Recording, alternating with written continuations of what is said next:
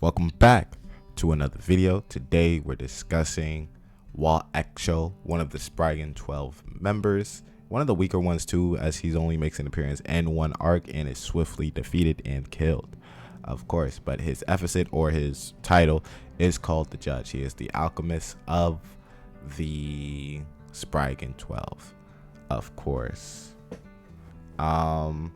While Eechto, the puppet, is usually shown with a mischievous grin as he uses puppets, of course. And in the Alvarez arc, he's initially mentioned briefly by Mada and Halo during his and Brandishu's trip to Carcoal Island when they are summoned by Seraph. Other than that, Walls, of course, is one of the Spriggan 12 members who has a change of heart and, of course, fights Demaria Vista and many others. Unfortunately, he meets his end when he has to restrain Bloodman and God Serena. And of course, he dies by Minerva in a scuffle between the two, who fights. Yeah, of course, his weaknesses for his use of his puppets and for himself is that his magic allows it can only be applied to the user's own body, which Wall used to learn and overcome any personal weakness towards lightening up joining the Spriggan 12. Wall can also use his weakness as visual aid for attacking with his created products by locking onto the subjects. He also has analysis, which scans and learns every weak point within any target in sight instantly. He also has magical barrier, particle nullification, which could just erase any magical barriers, mostly the Jutsu Shiki type barriers. Makia's Psyology, like the Makia's puppet created serving under him, Wall has the ability to change his basic physique with the added option, however, of only adjusting parts of his body to meet certain needs. He also uses alchemy.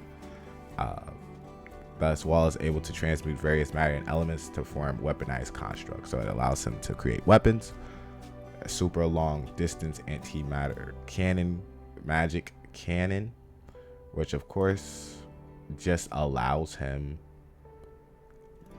to accurately aim no less than 400 kilometers away from his current location.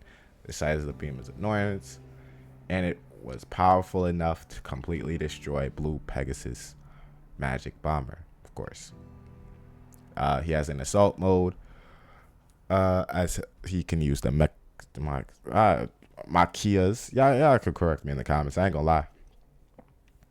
Such a change comes with the intended side effect of altering his personality, turning him into a more menacing, emotionally distant character with a personality type that he dubs as heartless, directly contrasting his default impulsive character.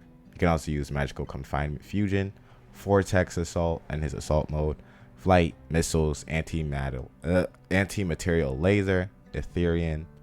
Of course, in this assault mode, which is him just suited up, he has lock on, which can project several markers locked onto several targets within sight, even from far away, to track and fire a barrage of ammunition of them.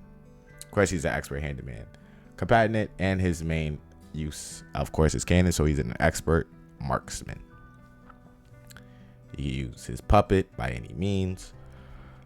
He created a puppet in the form of Makias that he used to do his bidding, such as attend meetings and even leading war assaults. The puppet has the ability to change its shape from the tall, round man to a thinner, more machine-like appearance, completely with visible power cord, bolts, screws, joints, and even stacks to release steam amount on the back.